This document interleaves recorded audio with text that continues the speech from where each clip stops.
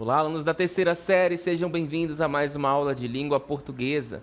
Eu sou o professor Rodrigo Ribeiro, ministrante deste componente. Vamos ver o que teremos na nossa aula de número 28. Com objeto de conhecimento, nós temos conhecimento das linguagens, dos sistemas de comunicação e de informação.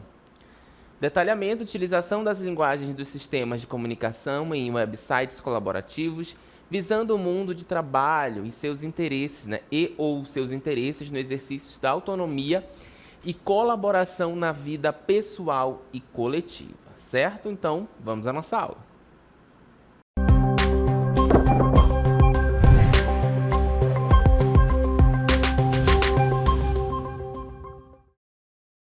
Muito bem, nós vamos iniciar a nossa aula com um conceito que talvez vocês já conheçam, mas para nós falarmos dessa linguagem da internet, de websites, de e-mail, de currículo, de web currículo, que são temas que nós vamos abordar aí durante a nossa aula, nós precisamos entender o que significa a palavra letramento. Acompanhem comigo. O que é o letramento? O letramento é a capacidade de utilizar a leitura e a escrita de forma contextualizada e eficaz, de acordo com as práticas sociais. É um processo que vai além da alfabetização, que se concentra no desenvolvimento de métodos de aprendizagem da língua, tá? Então vejam que letramento é a capacidade de utilizar a leitura e a escrita de uma forma eficaz conforme que você pratica, conforme as suas práticas sociais, tá? Então não é só ser alfabetizado. A gente fala muito dessa questão do letramento na alfabetização, quando as crianças estão aprendendo a ler, estão sendo alfabetizadas, mas o letramento ele vai além da nossa alfabetização. É realmente entender esse processo de aprendizagem da prática social que nós temos. Então, nós vamos falar dessa questão do letramento digital que nós precisamos efetivamente colocar em prática nessa leitura e escrita dentro dessas ferramentas digitais que nós temos acesso. Então, tem algumas palavrinhas aqui que nós vamos trabalhar. Nós precisamos conhecer, especificamente o que envolve o letramento. Então, o letramento ele envolve o domínio da linguagem, a apropriação dessa linguagem, a utilização, como você vai utilizar essa linguagem, a percepção de mundo que você tem também, a produção, como é que se produz aí essa questão que envolve o letramento, a elaboração, a interpretação e a compreensão. São palavras importantes nesse processo de letramento, do que envolve o letramento. Nós vamos ver então agora mais detalhado cada um desses termos aí que eu trouxe para vocês, tá bom? Acompanhem comigo.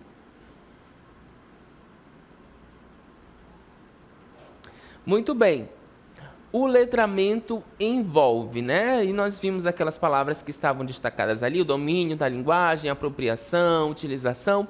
Então, domínio da linguagem em diferentes contextos. Nós precisamos entender que o letramento, ele tem vários contextos. A linguagem em si, tem vários contextos. Linguagem corporal, a linguagem escrita, a linguagem falada, tem várias formas. Então, nós temos que ter o domínio dessa linguagem em diferentes contextos.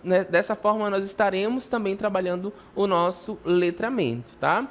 A apropriação das práticas sociais de leitura e escrita. Então, eu me apropriar, dessas práticas que nós encontramos na sociedade por meio da leitura e da escrita. A utilização adequada da leitura e da escrita. Usar corretamente, adequadamente a leitura e a escrita. Isso faz parte do letramento também. Continuando, a percepção da realidade por meio da leitura de mundo. Então, eu perceber a minha realidade por meio daquilo que eu vivo, diariamente. Eu já até citei em outras aulas para vocês. É muito mais fácil você aprender, ensinar uma criança que a letra J se escreve, uma fruta daqui da nossa região, se escreve jambo, jambo se escreve com J, do que eu falar jaboticaba, que não é tão comum.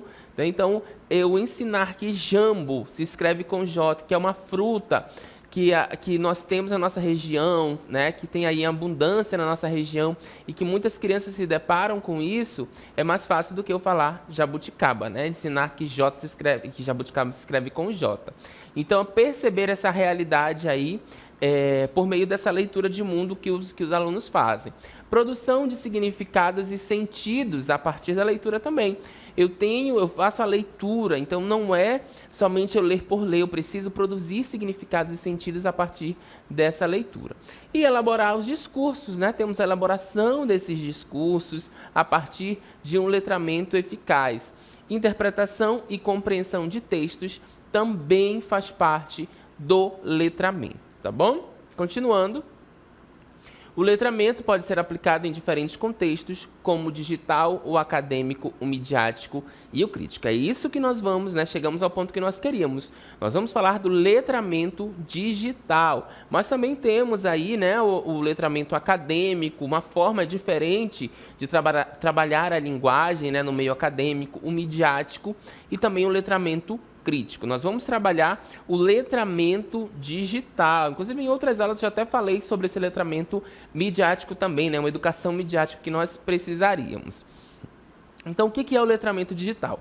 É a competência de usar a leitura e escrita aliadas às novas tecnologias. Tá? Então, leitura e escrita aliadas às novas tecnologias. Se, por um lado, o letramento tradicional conduz à capacidade de ler e escrever, o letramento digital traz essa educação aplicada aos ambientes digitais.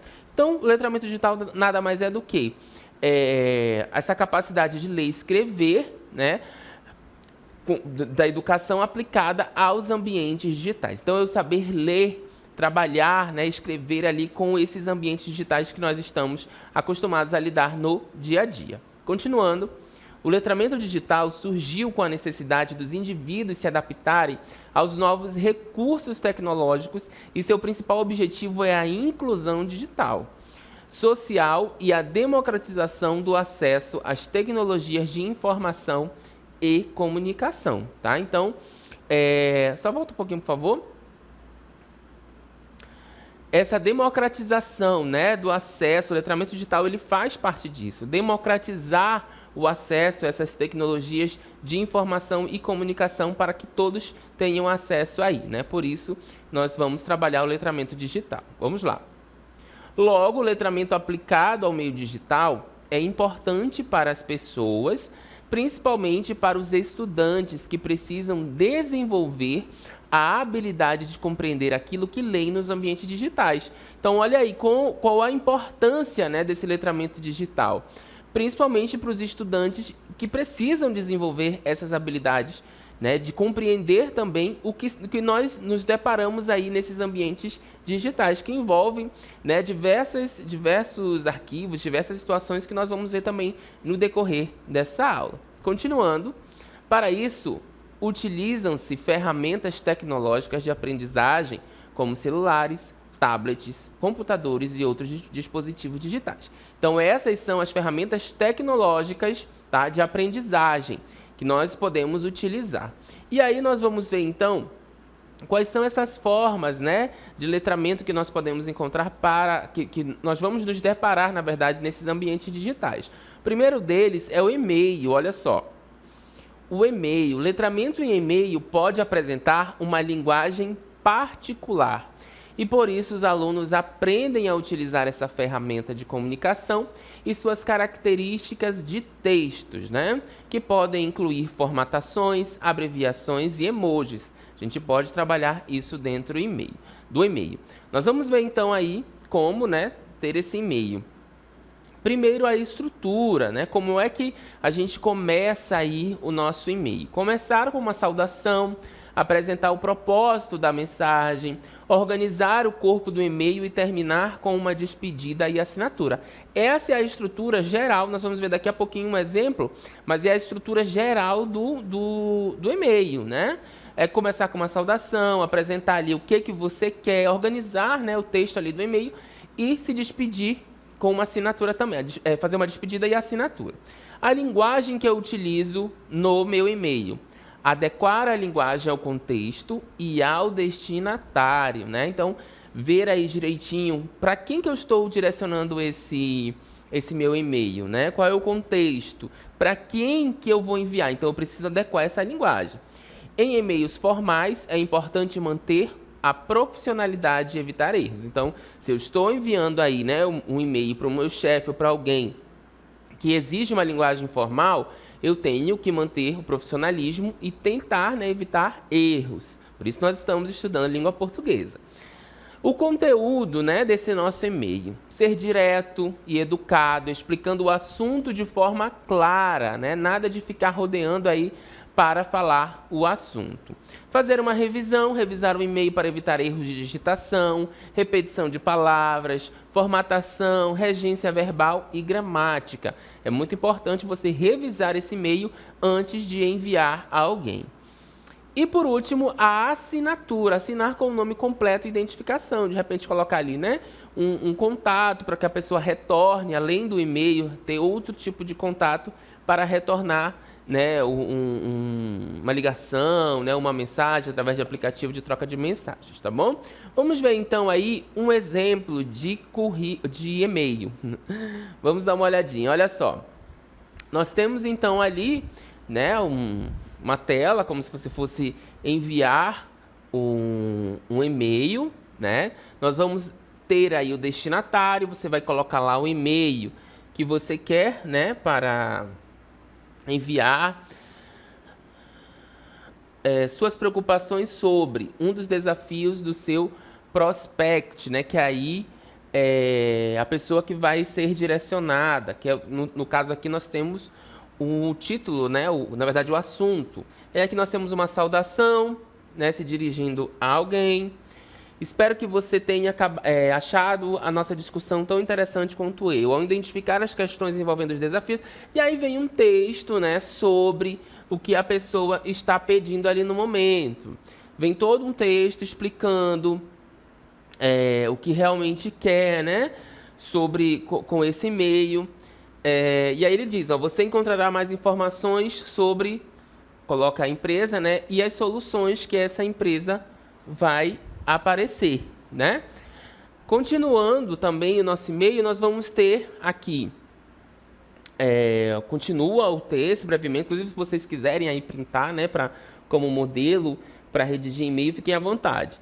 Então, sinta-se à vontade para entrar em contato se tiver alguma dúvida ou preocupação. Estou ansioso para vê-lo. Então, vejam que aqui há uma saudação, né, de finalização ali, um cumprimento. E, por último, temos uma assinatura, que esse e-mail precisa dizer quem é que está enviando. Às vezes, é de uma empresa, mas só que a empresa, né, tem vários funcionários, então é preciso esse funcionário ser identificado. Quem é o funcionário? Qual o contato que esse funcionário tem além do e-mail? É muito importante também trazer isso para o seu e-mail também, certo? Então, o e-mail é uma das formas aí que nós temos de trabalhar dentro do letramento digital, tá bom? Vamos ver outro, olha só, aplicativo de troca de mensagens, né? O letramento em aplicativo de troca de mensagem está associado à habilidade de se comunicar oficialmente pelo celular.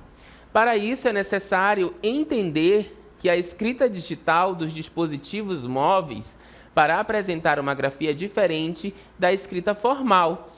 Então, nós não temos, né, essa obrigação de uma escrita formal no aplicativo de troca de mensagens, uma vez que o próprio aplicativo ele já traz essa ideia de informalidade, de mensagens rápidas, mensagens instantâneas. Então, por isso, né, diferente do e-mail, que já é algo mais formal, profissional, o aplicativo de troca de mensagens, que nós temos vários, né, já tem uma linguagem não tão formal. Mas, se você estivesse dirigindo, mesmo na mensagem, estivesse dirigindo a alguém que precise de um tratamento, né, de uma forma de tratamento mais adequada, você utiliza, sim, essa linguagem formal, tá bom?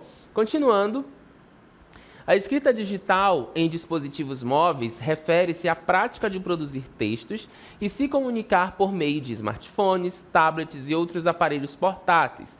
Essa forma de escrita se tornou essencial com o uso de aplicativos de mensagens instantâneas, redes sociais, e-mails e plataformas colaborativas, tá bom? Então, temos aí essas ferramentas que são utilizadas, os smartphones, os tablets, né? Outros aparelhos. E hoje em dia, essa escrita, ela é praticamente, né, o que nós utilizamos. Esse aplicativo de troca de mensagens, as redes sociais são muito utilizadas. Então, é preciso ter atenção também aí quando nós formos usar né, essas redes. E aí nós temos também um letramento digital sobre os aplicativos de troca de mensagem. Tá bom, pessoal? Vamos continuar, então? Olha só. Nós temos aí algumas características, né? Que vão aparecer para a gente sobre essa escrita do digital móvel. Quando a gente está digitando ali no celular, no tablet, né? O que nós temos enquanto característica, né, dessa escrita digital? Brevidade, ser breve é essencial, tá? A informalidade, não ser tão formal, não é exigida essa formalidade. Né? Eu vou me adaptar ali ao teclado também, para que não saia palavras erradas, e a multimodalidade, né? Nós temos várias formas de mandar mensagem, às vezes um emoji, às vezes uma imagem, um GIF, né? Nós temos aí várias formas de mandar essa imagem. Vamos ver detalhadamente, então, também aí essas características. Muito bem, características da escrita digital móvel, a brevidade, né? Textos curtos e diretos, adaptados à rapidez da comunicação. Então, a comunicação, ela precisa ser rápida, né? Então, nós precisamos adaptar esse texto com brevidade, um texto curto, texto direto, dizer realmente o que você quer logo de início, para que, né, que a pessoa não fique ali procurando adivinhar o que você quer. Informalidade, né? O uso de abreviações, emojis e linguagem coloquial é muito comum. Eu abreviar uma palavra, né? Beijos, BJS, você, o VC que nós utilizamos, né? O uso de abreviações. Emojis, eu vou... Uma forma carinhosa, eu coloco um coração, eu coloco, né, aquele emojizinho amarelinho soltando um beijo, né? Também é uma forma de informalidade. Uma linguagem coloquial, algo que você usa aí com seu colega no dia a dia. Temos também a adaptação do teclado. A digitação rápida pode gerar erros de ortografia ou uso de autocorreção. Então, é importante você colocar ali, né, uma autocorreção para não deixar que esse texto vá com erros, né, erros ortográficos. E a multimodalidade, como eu falei para vocês, uso de imagens, de áudios, né? Às vezes eu mando um áudio, não tenho tempo ali de estar escrevendo, vou mandar um áudio, vou mandar um vídeo, né? Os GIFs também, que vão complementar, na verdade, ou substituir a minha escrita. Eu mando um texto e aí eu coloco uma imagem para complementar essa minha escrita ou substituir, né, de repente, a minha escrita. Vocês recebem muito aí aquelas figurinhas de bom dia, né, com uma imagem. E aí essas figurinhas, elas substituem a nossa escrita ali naquele momento, tá bom? E nós temos também o impacto na língua e na comunicação, né? Quando nós estamos falando dessa linguagem digital, dessa linguagem no ambiente digital. Vamos ver. O impacto que nós temos na língua e na comunicação, tá? Então, simplificação da escrita. Muitas vezes a escrita, né, em dispositivos móveis privilegia a velocidade em detrimento à norma culta. Então, é como se eu estivesse escrevendo, não escrevendo errado, né, mas escrevendo de uma forma mais coloquial, por escrever mais rápido. Então, nós temos essa simplificação da escrita. A criatividade de novas formas de expressão. O uso de emojis, stickers, né, que é as figurinhas que eu falei para vocês. Os GIFs, que adicionam um tom emocional ao texto. Nós temos também as mudanças no padrão gramatical. A pontuação e a ortografia frequentemente são mais flexíveis. Então, a gente não tem a obrigação ali, né, de uma pontuação em si, de uma ortografia correta. E aí torna-se mais flexíveis. Não é que você vai escrever errado, mas você tem as abreviações, né? Você tem ali a troca de uma pontuação para tornar esse padrão gramatical mais flexível, tá? Diante disso, nós temos as vantagens também. Temos vantagens. Acessibilidade, né? Que permite aí a comunicação instantânea em qualquer lugar. Então, em qualquer lugar, mandei uma mensagem ali de forma rápida. Isso torna-se acessível, né? A eficiência, olha só, a facilidade de escrever e responder rapidamente também. Essa linguagem digital, ela favorece isso. É uma vantagem. Inovação, ó, o desenvolvimento de novos estilos e linguagens informais que vão acontecendo também. Mas, assim como as vantagens, nós temos os desafios. Ó, erros frequentes, dependência da autocorreção por comprometer o aprendizado ortográfico. Quem aí já não se deparou não sabendo escrever quando pega um lápis ou uma caneta, né? Ali para trabalhar no papel, não saber escrever uma palavra. Por quê? Porque quando eu escrevo a palavra, eu tenho um autocorretor ali no teclado do celular e aí ele já coloca a palavra correta para mim. Acontece muito, né? Então a gente precisa sempre estar exercitando essa escrita também. Ou tire a sua autocorreção se você confiar aí na sua linguagem, né? na sua ortografia e pontuação. Escreva como tem que escrever da forma correta e não ficar dependente aí da autocorreção. Nós temos também como desafio a precarização da norma culta. O uso excessivo de abreviações pode limitar o domínio do português formal. Você abrevia tanto as coisas, quando você vai escrever de uma forma correta, não sabe mais. Então, não pode, né, a norma culta ela não pode ser precária, a gente tem que trabalhar isso também. Outro, né, desafio é a fadiga digital. O uso excessivo de dispositivos móveis pode impactar na saúde física e mental, né? Os dedos aqui, ó, muitas doenças relacionadas às articulações. Nós temos também a questão mental, né? Quando você foca só muita coisa, ver coisas absurdas. Então, é importante, sim, ter, né, esse controle aí, porque é um desafio também, essa fadiga mental. Vamos acompanhar um exemplo sobre aí o aplicativo de troca de mensagens? Olha só.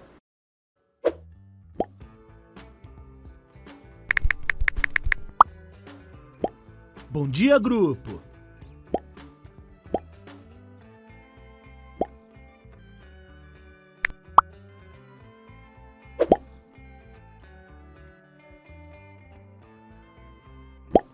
Tá ótimo!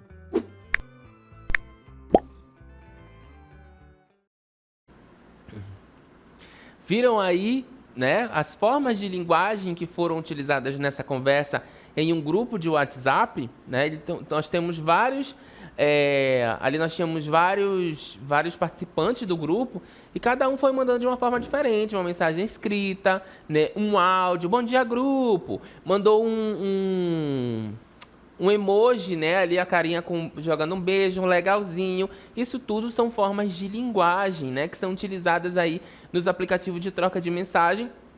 Faz parte da linguagem digital também, tá? Então, isso acontece, né, diariamente. Só temos que ter cuidado aí com o excesso de erros, né, para que isso não aconteça frequentemente, certo?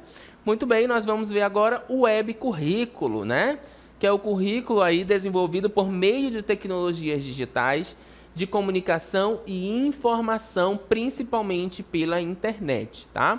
Então, o web currículo nada mais é do que uma versão daquele currículo impresso que você entregava lá, né, na empresa, por algo mais tecnológico, né? É utilizado aí pela internet, é enviado por e-mail, ou de repente num site. Você deposita ali o seu currículo. Então, é uma versão online do currículo tradicional, projetada para ser acessível na internet. Eu consegui acessar esse currículo, então, pela internet, tá bom? Ele combina informações profissionais com elementos visuais, isso mesmo. Ele vai trazer aí os elementos profissionais que você utiliza com os elementos visuais e interativos para apresentar de forma mais dinâmica as qualificações, experiências e habilidades de uma pessoa.